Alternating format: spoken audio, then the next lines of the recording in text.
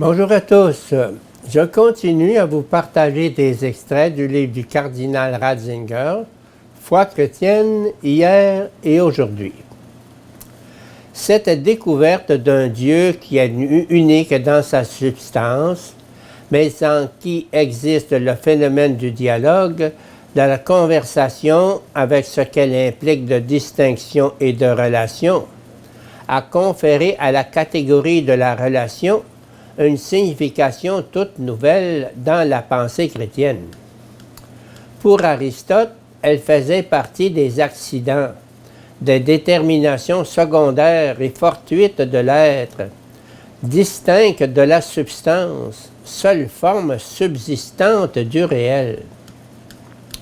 L'expérience du Dieu qui dialogue, du Dieu qui n'est pas seulement logos mais dialogos, pas seulement pensée et sens, mais conversation et parole dans la relation entre interlocuteurs.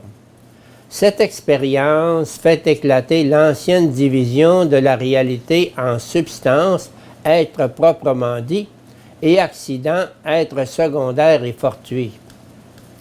Il devient clair à présent qu'à côté de la substance, le dialogue, la relation représente une forme de l'être pareillement originelle.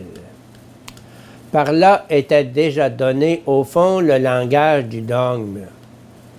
Il exprime la perception que Dieu, en tant que substance, en tant qu'essence, est absolument un.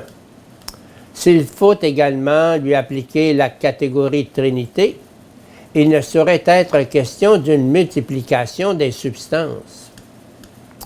Cela revient à dire qu'en Dieu un et indivisible, il existe le phénomène du dialogue, de l'interrelation de parole et d'amour. Les trois personnes qui subsistent en Dieu sont dans leur relation interne, réciproque, la réalité de la parole et de l'amour.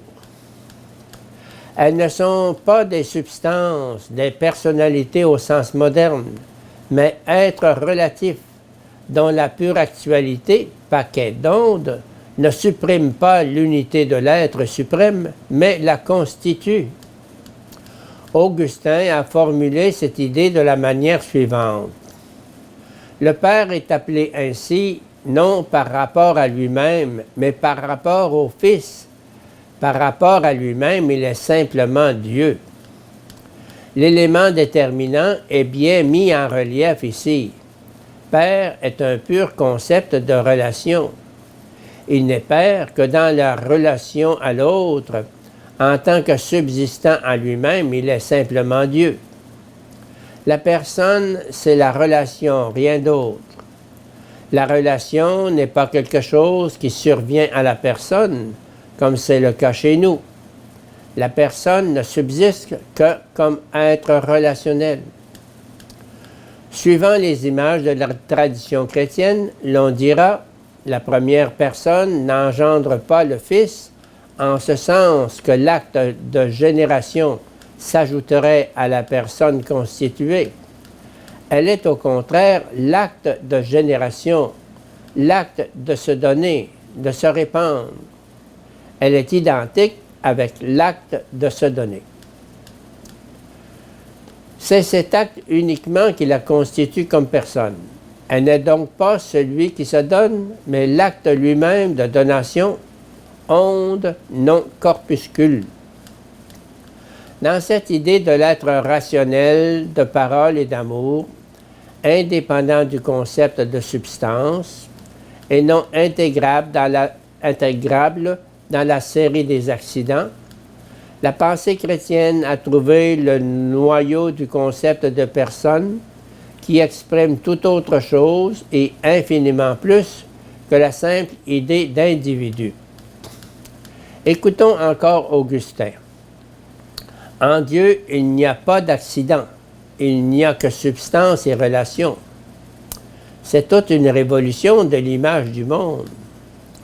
Le règne solitaire de la catégorie substance est brisé.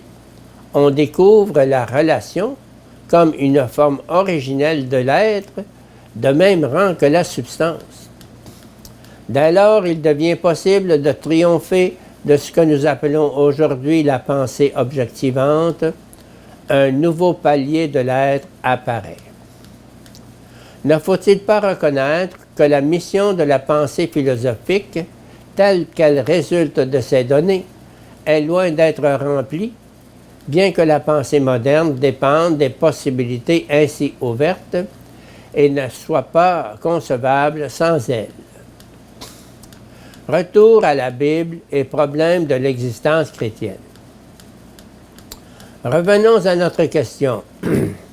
Peut-être, à la suite des considérations précédentes, aura-t-on l'impression de se trouver en présence d'une théologie spéculative poussée à son degré extrême et qui, en élaborant les données bibliques, s'est beaucoup écartée de l'Écriture elle-même pour se perdre dans la pensée purement philosophique. Il sera d'autant plus surprenant de constater, après y avoir regardé de près, que la spéculation la plus pure nous ramène directement à la pensée biblique, car tout ce que nous venons de dire, nous le trouvons, au fond, dans une large mesure, sans doute avec d'autres concepts et une autre visée, dans la pensée joannique. Contentons-nous d'une simple indication. Dans l'Évangile de Jean, le Christ parlant de lui-même dit ceci: « Le Fils ne peut rien faire de lui-même. » Jean 5, 19, 30. Le Fils paraît réduit à l'impuissance la plus totale. Il n'a rien en propre parce qu'il est Fils. Tout son agir provient de celui qui lui donne d'être. Le concept de Fils apparaît ainsi comme un concept de relation. En appelant le Seigneur Fils, Jean le désigne d'une manière qui renvoie au-delà de lui.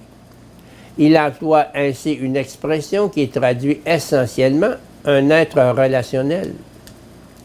De la sorte, toute la christologie est centrée sur l'idée de relation. Des formules comme celles que nous venons de mentionner ne font que souligner cette vérité.